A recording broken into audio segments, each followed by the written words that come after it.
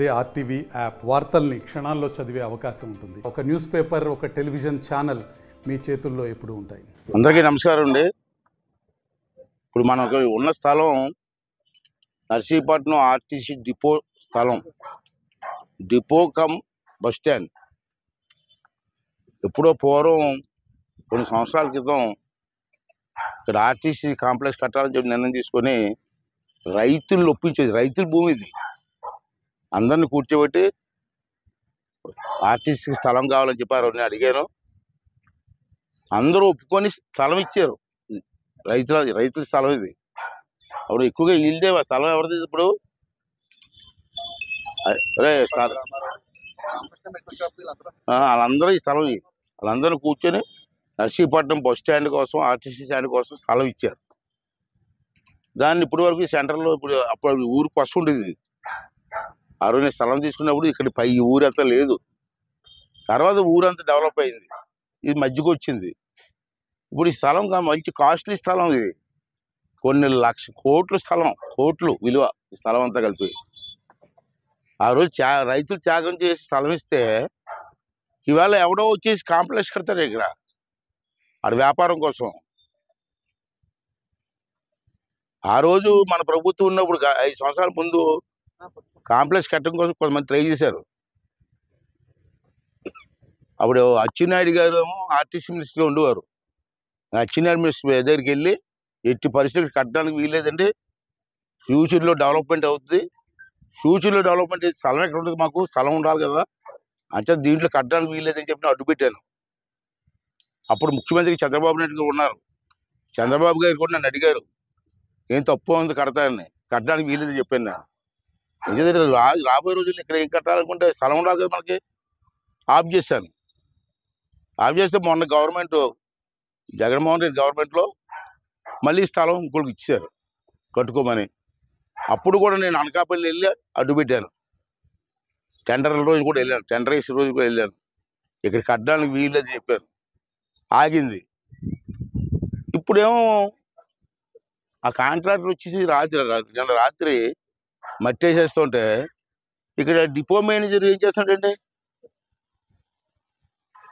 ఇది ఒక్క tractor load కాదు, ఇది కనీసం 20 లారీలు లోడ్. ఇది టిప్పర్ లోడు. 20 లారీలు లోపలికి ఎలాగ వచ్చేస్తే మరి డిపో మేనేజర్ ఏం చేస్తాడండి?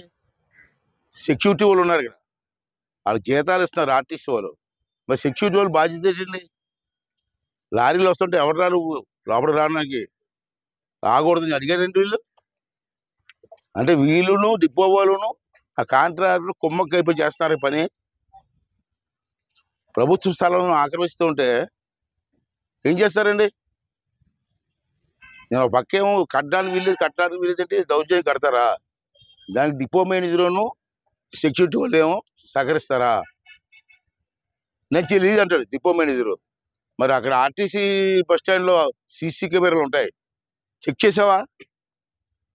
ఆ సీసీ కెమెరాలో లారీలు పడవా? ఆ లారీ నెంబర్లు దొరకవా? అంటే దీన్ని పెట్టి మనకు అర్థం ఏమర్థం అవుతుంది? వీళ్ళు వాళ్ళు కుంభకపై చేసిన పని ఇది.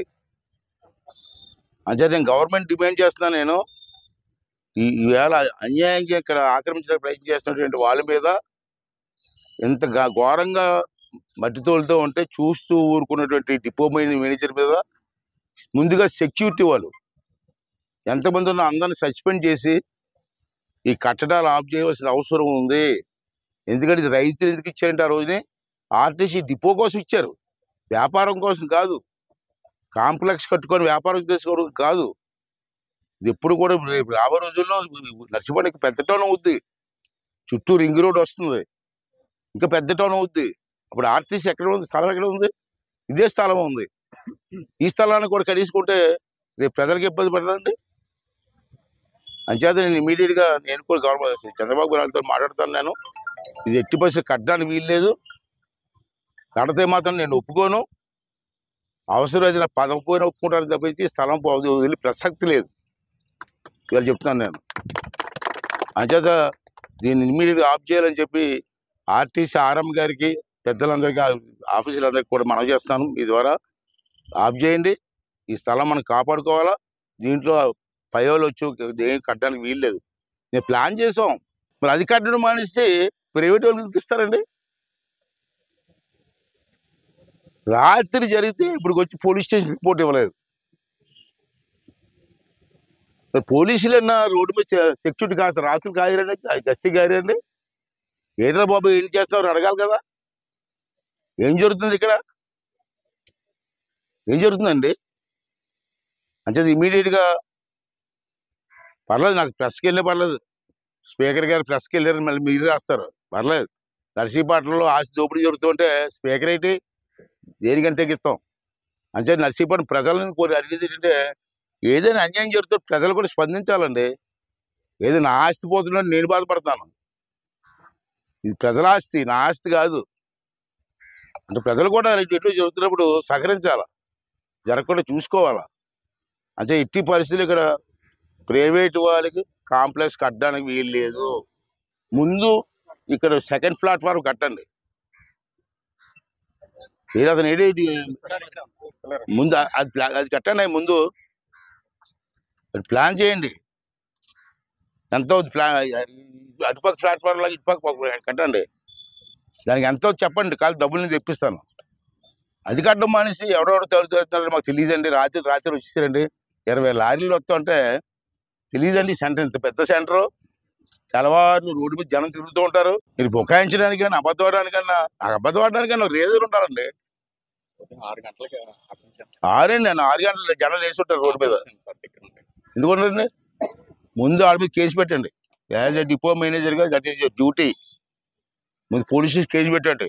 ఈ లోపల ఫోటో సీసీ కెమెరాలు వెరిఫై చేసి ఆ లారీ ఫోటోలను ప్రింట్అవుట్ తీయండి, అవన్నీ పోలీసులకు ఇవ్వండి. విత్ ఇన్ 24 అవర్స్లో యాక్షన్ కావాలి నాకు. నేను ఊరుకోను, మీ మీద కంప్లైంట్ ఇస్తాను, మీ ఆర్టీసీ ఆర్ఎం మీద కంప్లైంట్ కూడా ఇస్తున్నాను. అవసరమైతే అసెంబ్లీలో దీని మీద చర్చ జరిపిస్తున్నాను. ఎవడాసి చెప్తారండి, ప్రజలాసి చెప్పేస్తారు. మీరు 80% జరగడానికి వీల్లేదు. నాకు 24 అవర్స్లో మీరు ఏ యాక్షన్ తీసుకున్నారో చెప్పండి. మరిన్ని వీడియోస్ కోసం ఛానల్ ని సబ్స్క్రైబ్ చేయండి, లేటెస్ట్ అప్డేట్స్ కోసం వాట్సాప్ ఛానల్ ని ఫాలో చేయండి, అండ్ లింక్ డిస్క్రిప్షన్ లో ఉంది.